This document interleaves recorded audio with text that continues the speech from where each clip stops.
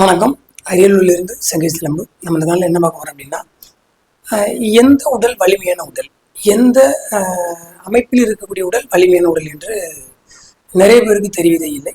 அதை நம்ம வரலாற்று ஆய்வு ரீதியாகவும் நம்மளோட அறிவியல் ரீதியாகவும் நம்ம அந்த இடத்துல பேச போகிறோம். என்னென்னு பார்த்தீங்கன்னா, இப்போ குறைந்த ஒரு 50 வருடத்துக்குள்ளாகத்தான் பார்த்தீங்கன்னா நிறைய உடற்பயிற்சி கூடங்களுக்கு சென்று கட்டுமஸ்தாக இருக்கக்கூடிய உடல்கள் தான் வலிமையான உடல் அப்படின்னு அதற்கு தேவையான உபகரணங்கள், அதற்கு தேவையான உணவுப் பொருட்கள், சத்தான உணவுப் பொருட்கள் அதிகம் விற்பனை செய்யப்படுகிறது. அதில் மிகப்பெரிய பொருளாதாரம் இருக்கிறது.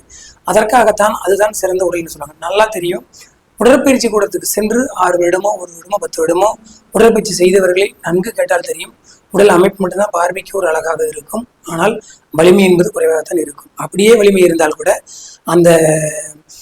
அந்த உடல் பயிற்சி செய்யக்கூடிய நிலையத்துக்கு சென்று உடற்பயிற்சி செய்து குறிப்பிட்ட காலம் மட்டும்தான் வலிமையாக தோன்றுவார்கள். வாழ்நாள் காலம் முழுவதும் அவர்கள் வலிமையாக இருக்கவே முடியாது. ஏனென்றால் அது பொய்யான உலகில் பொருளாதாரத்துக்காக கட்டமைக்கப்பட்ட ஒன்று. அப்ப எது கட்டுமஸ்தான உடல், எது அழகான உடல், எது வலிமையான உடல் என்று நம்ம ஆய்வு செஞ்சு வரலாறு திருப்பி பார்க்கும் பொழுது, தொடர்ச்சியாக வேலை செய்யும் பொழுது எந்த மாதிரி வேலை செய்யணுமோ அதற்கேற்ற மாதிரி உடலில் சில அமைப்புகள் மாறும். இப்ப தொடர்ந்து ஒரு எடை தூக்குவராக இருந்தால் அவர்களுக்கு உடல் முழுவதும் கட்டுமஸ்து இருக்கும். ஒரு உட்கார்ந்து வேலை செய்வராக இருந்தால், நடந்து வேலை செய்வராக இருந்தால் அவருக்கு ஏற்ற மாதிரி கால்கள் சில வலிமையாக இருக்கும், உடல் வலிமை இல்லை. உடல் மேல இருக்க உடம்பு வலிமை இல்லாமல் இருக்கும். இந்த மாதிரி ஒரு வேலை செய்வதற்கான எந்த வேலை செய்யணுமோ அதுக்கே தான் அந்த வலிமை இருக்குன்னு சொல்லி வரலாறு சொல்றாங்க. அடுத்து பார்த்தீங்கன்னா, அதிகம் கடுமையாக வேலை செய்பவர்கள் அதிக உணவு உண்பதால் மிகப்பெரிய தொப்பை இருக்கும். தொப்பை என்றால் இந்த காலத்துல போல அந்த தொப்பை வலிந்து கீழே தொங்காது, பெரிய வயிறாக இருக்கும், அதிக உணவை உட்கொள்றதா இருக்கும், இடுப்பில் இரு பக்கம் அதிக சதைகள் இருக்கும். இந்த சதைகள் ஏன் தோணுது அப்படின்னா, மனிதன் ஒரு காலத்துல பாத்தீங்கன்னா உணவு இல்லாமல் மயங்கி கீழே ஒன்று சத்துருக்காங்க. அது மரபணுக்குள்ளேயே இருக்கிறதுனால உணவை பார்க்கும் பொழுது அவங்க அதிகமாக சாப்பிடுவாங்க.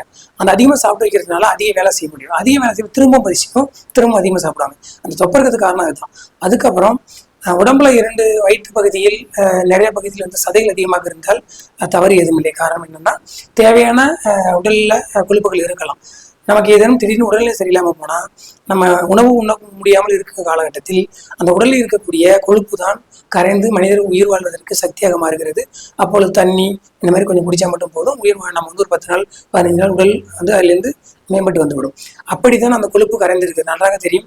சிலர்லாம் பார்த்தீங்கன்னா உடம்பு செல்ல இருப்பாங்க, கொஞ்சம் இளைச்ச மாதிரி இருப்பாங்க. அது தவறு இல்லை. திரும்ப கொஞ்சம் நாள் சாப்பிட்டு நல்லா ஆயிடுவாங்க. இது உடலோட இயல்பான அமைப்பு தான். அதனால கட்டுமஸ்தாக இருக்கிறது தான் நல்ல உடல்.